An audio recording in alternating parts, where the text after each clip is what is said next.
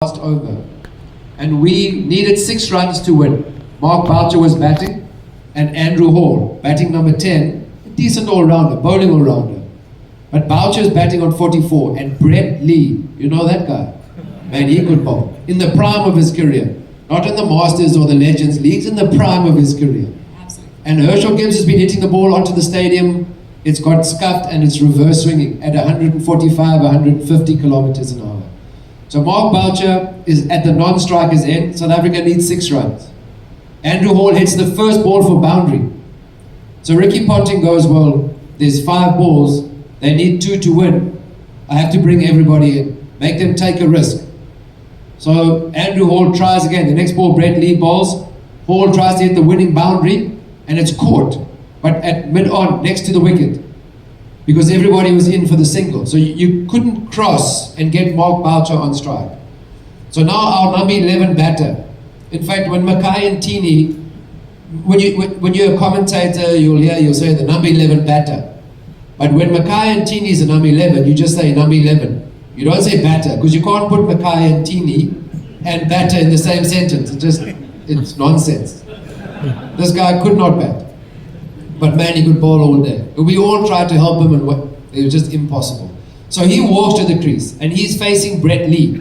Again, bowling 145 reverse swing. And understandably, he's a little bit anxious. And fortunately for us, he's very anxious just before delivery. So he backs away slightly, very much. And because he doesn't want to get hurt. And Brett Lee bowls the perfect leg stump Yorker. And Mackay manages to get a thick outside edge to third man. The only 2 fielders outside the boundary were fine leg and third man for Brett Lee to maybe bowl the bouncer. So Mackay gets that run, and Mark Boucher comes on strike. Now we are tied with Australia. Still 3 balls left. Boucher hits the ball, we score 438. Chasing 434, South Africa scores 438. Now I've retired now, I'm working for the bank, I'm the sponsorship manager for the cricket, for the white ball sponsorship.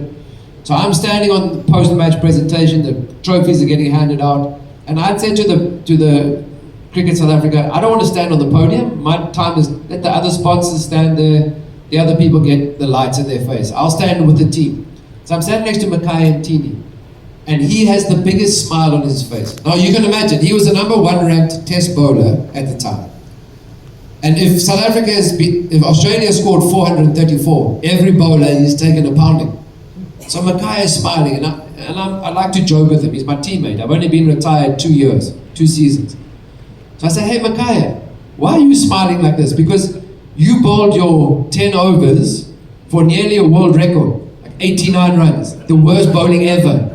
I think there was a guy, Clark, he bowled 92 runs, like the worst figures ever in a 50 over game. And I said, Mackay, why are you smiling? You had such a bad day at the office. And he said, no, Jojo, he called me Jojo. My 1 run, it won the game for South Africa. And I said, what do you mean? What do you mean 1 run? Herschel Gibbs, 175, Graham Smith, 90. And then I went, of course. Without